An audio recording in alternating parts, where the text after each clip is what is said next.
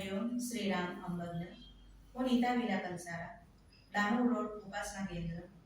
આજે હું તમને આપણા કેન્દ્રમાં કે બાપુના હરે ગુરુગ્રામમાં આપણે એમ કહીએ કે આજે બાપુ આવેલા કે બાપુ નથી તો હું નથી આવવાની, આમ તેમ આપણાને કહે છે. તો આપણે એને એમ કહીએ ને કે ના, બાપુ તો હોય જ, આપણે જવાનું અને ત્યાં જે બી હોય બાપુએ આપણાને જે કીધું છે આપણે લૂંટીને આવવાનું કરીને ભક્તિ. તો એ હિસાબે અમે આપણા બાપુએ આપણાને 2023માં બાપુએ આપણાને અનિરુદ્ધ ચાલીસા દરેક કેન્દ્રમાં કીધેલું કે આ વર્ષથી આપણે દરેક કેન્દ્રમાં અનિરુદ્ધ ચાલીસા પઠન રાખવાનું. એ હિસાબે અમે દાણો ગુજરાતી ઉપાસના કેન્દ્રમાં અમે પઠન રાખેલું. હવે આ બધા મેસેજ આપણા ભક્તોને પહોંચાડવાનું, એટલે અમે એ લોકોને કીધું કે આવી રીતે આપણાને સંસ્થા તરફથી આવી રીતે આપણાને આમાં કીધું છે તો આપણે રાખવાના છે, તો તમે આવજો એમ કરીને. તો એ લોકો એમ કે તમે બાપુ આવવાના છે કે એમ. તો મેં એ કીધું ના, બાપુ તો નથી, પણ બાપુ હોય ત્યાં, બાપુ ત્યાં કેન્દ્રમાં નથી આવવાના, પણ બાપુ હોય ત્યાં એમ કરીને એમ મેં એ લોકોને કહ્યું. તો તેવો જ આ અનુભવ મને થઈ ગયો. મારો એક હાથ બહુ દુખતો હતો કે આમ પણ નહીં થતો હતો. તો એમાં શું થયું, તે દિવસે અનિરુદ્ધ ચાલીસા પઠણ હતું અને મારાથી સવારે રસોઈ નહીં થઈ, કેમ કે મારે સવારથી કે રાત સુધી મારે કેન્દ્રમાં જ રહેવાનું હતું. તો મારે બાપુને માટે બપોરે જમવા માટે ટિફિન લઈ જવાનો હતો. તો મારાથી તે દિવસે નહીં થયું, કેમ કે મારી તબિયત નહીં સારી હતી. તો હું મારી રાહી વીરા કંસારાને કીધું કે ચાલ આપણે જઈએ કેન્દ્ર પર, ફટાફટ નીકળી જઈએ, કેમ કે 9 વાગે આપણાને પઠણ ચાલુ કરી દેવાનું છે એમ કરીને. તો અમે લોકો ગયા, ત્યાં શ્રદ્ધાવાન બી હતા, અમે બધા મળીને બધું કેન્દ્રનું કર્યું, બતાવ્યું, અને જે હાજર હતા એ અમે બરાબર 9 વાગ્યા એટલે પહેલી બેચે અમે લોકો બેસી ગયા અને અમે પઠણ ચાલુ કરી દીધું. એ પહેલી બેચમાં હું પણ બેસી ગઈ અને એ બેચ પતી એટલે પછી મેં રાહીવીરાને કહ્યું કે હું હવે ઘરે જાઉં, ફટાફટ રસોઈ કરું અને બાપુ માટે ટિફિન લઈ આવું કરીને. હું ઘરે ગઈ, પોણા કલાકમાં મેં બાપુની ફટાફટ રસોઈ કરી નાખી, દાળ ભાત શાક રોટલી ફટાફટ કરી નાખ્યા, ટિફિન લઈને હું કેન્દ્ર પર આવી અને એટલામાં તે બેચ પતવા આવી ને હું પછી બેસી ગઈ પઠણ માટે. એ પઠણ બી પત્યું અને હું ઊભી થઈ ગઈ, બીજા બેઠા.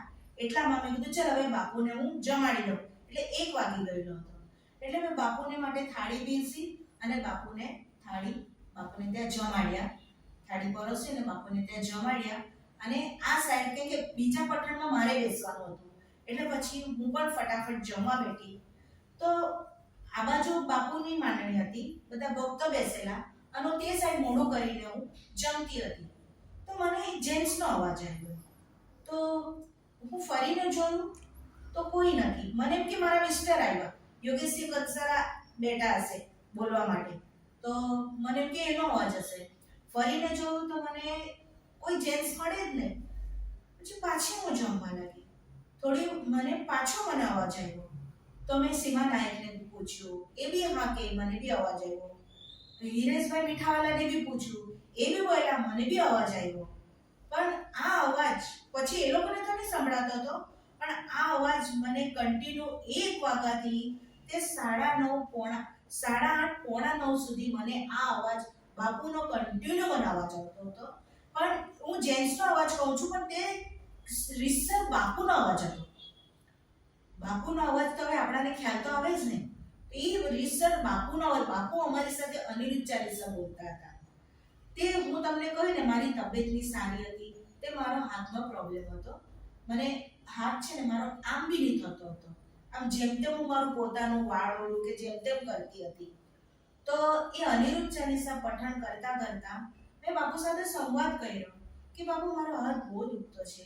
એમ કરતા મારી આંખમાં બી પાણી આવી ગયા, કેમ કે મને અહીંથી તો અહીં સુધી એટલી મને કળ મારતી હતી કે મને તે ટાઈમે સહન બી નહીં થતું હતું, એટલી મને કળ મારતી હતી. એ બાપુ સાથે મેં સંવાદ કર્યો, અમે ત્યાં બધું થઈ ગયું, અનિરુદ્ધ ચાલીસા પઠણ આ તે બધું થઈ ગયું. ત્યારની ઘડી તે આજનો દિવસ સુધી મને કોઈ ત્રાસ નહીં મળે. આ મારો હાથ એકદમ જો વ્યવસ્થિત છે. તે ટાઈમે મારો ખાલી હાથ આમ જ હતો, આમ પણ નહીં થતો હતો, એટલી હું તકલીફમાં હતી. આજે મારા બાપુએ મને આટલામાંથી જ મારું એટલું સરસ કરી નાખ્યું કે આપણે કહીએ ને કે બાપુ ત્યાં હોય કે એમાં પ્રવચનમાં નહીં આવે તો ને આપણે કઈ ઉપાસનામાં આપણે કઈ બી રાખીએ તો બાપુ આવશે. બાપુ આવે જ. બાપુ 108% બાપુ ત્યાં હોય જ નહીં એવું નહીં મળે. એટલે બાપુની ભક્તિ કશે બી કઈ હોય મૂકે ને એટલે એ ભક્તિ માટે જવાનું અને એ લાભ લૂંટી લેવાનો. હરિ ઓમ શ્રી રામ. બરાબર છે.